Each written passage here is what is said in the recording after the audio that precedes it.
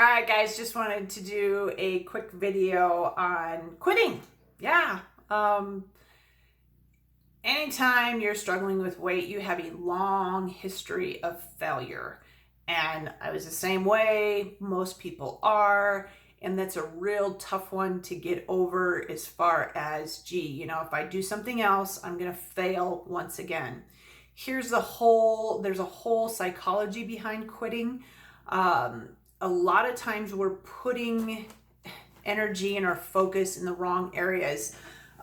Specifically, this isn't working. I'm not seeing any changes in my body, or, the scale's not budging, or it's going the wrong way. And we do all of these really weird things mentally and emotionally when it comes to that. I can honestly tell you when you actually decide and commit that no matter what, you're going to stick with it, you will see changes, and you will see the positive changes that you're looking for.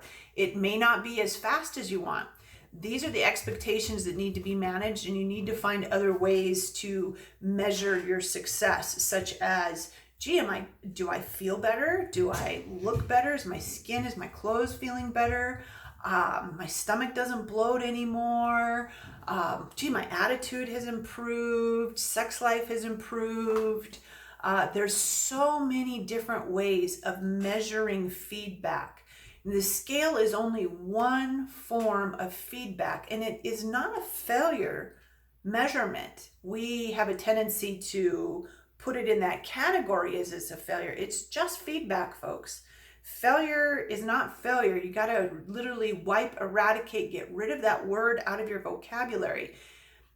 Failure is just feedback. It's just telling you, oh, well, this is the outcome when I do this behavior, or I do this type of thought process, that kind of things. And you either like it or you don't.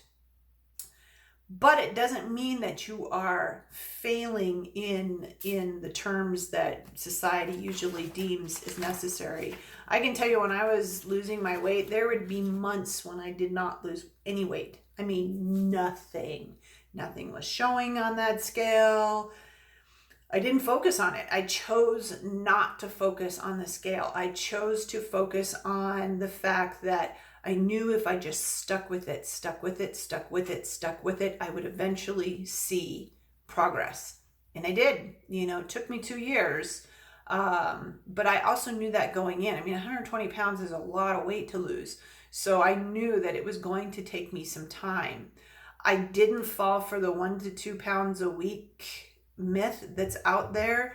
Everybody loses weight at different rates, and I have yet to see somebody who actually loses 1 to 2 pounds a week ever. It's just, you don't consistently do that. You might have a big weight loss in the beginning and then stuck and stalled. Plateaus are a whole nother thing. Plateaus are just the body's way of trying to find a homeostatic point, a balance point, where it's just like, wow, we've done a lot of work here. I'm just going to take a bit of a rest.